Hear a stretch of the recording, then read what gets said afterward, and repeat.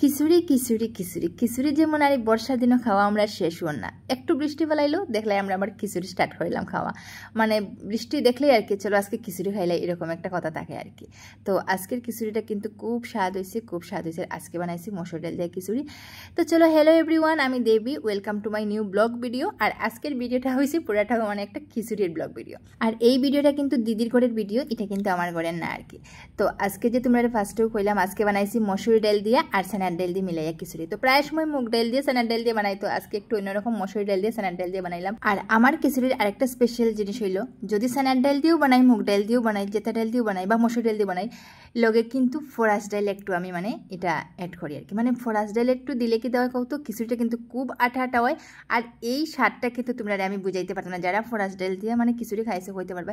তো শুধু ফরাস ডাল দিয়ে যে বানাই এরকম নয়, মানে চানার ডাল মুগ ডাল থাকলো আর একটু ফরাস বেশি ডালটা আর কি দিলাম, তখন আঠা আঠা হয়, খুব স্বাদ হয়, খুব স্বাদ হয়। আর আরেকটা জিনিস, মিষ্টি কুমড় কিন্তু থাকতে হইব, মানে মিষ্টি লাউ আর কি। মিষ্টি লাউ না দিলে আমি মনে করি খিচুড়ি কিতে একটা জিনিস জানি কম হয়েছে, স্বাদটা জানি একটু কম লাগে। যত সবজির মধ্যে মিষ্টি লাউ দেও, মানে আমরা যে খিচুড়ির লাগে যে ডালনাটা বানাই, যত তুমি সবজির মধ্যে দাও, আমি খিচুড়ির মধ্যে যদি 8-10 পিস মিষ্টি লাউ না দিছি, তাইলে আমি মনে করি খিচুড়িটা যেমন স্বাদ একটু কমে গেছে।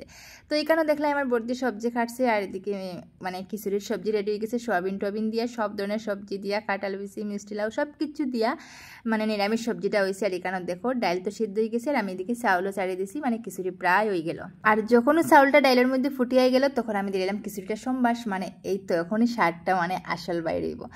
তো চলো, সম্বাস দিয়ে একটু কসুরি মেথি দিলাম, বাস খিচুড়ি পুরা রেডি। আর দেখতেও পারায় মসুর ডালের পুরা আঠা আঠা খিচুড়ি রেডি। আর আজকের খিচুড়িটা কিন্তু সত্যি কথা খুবই সুন্দর হয়েছে, মানে দেখতেও যেমন সুন্দর হয়েছে, দেখো কতটা স্টিকি স্টিকি হয়েছে, আর এরকম টেস্টও কিন্তু হয়েছে। তো আজকে আমরা খিচুড়ির লগে আছে আলু ভাজা আছে, আচার আছে, নিরামিষ সবজি তো আছেও দেখতে পারছে, মানে ডালনা আর কি।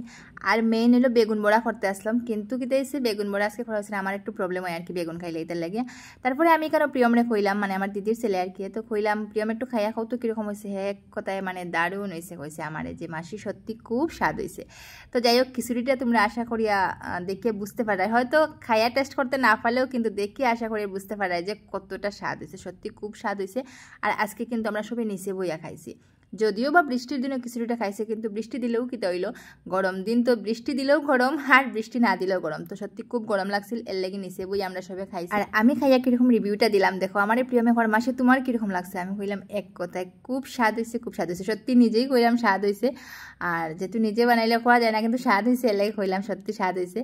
আর দেখো খাওয়া দাওয়া করে তো ঘুমাই গেছি খুব তাড়াতাড়ি, মানে খিচুড়ি খাইছি খুব ঘুম ধরে। এদিকে প্রিয়মে আমার একটু ভিডিও করে লাইলো, আমি না করি, আর তারপরে হইয়া করছে না মাসে একটু ভিডিও করে কর।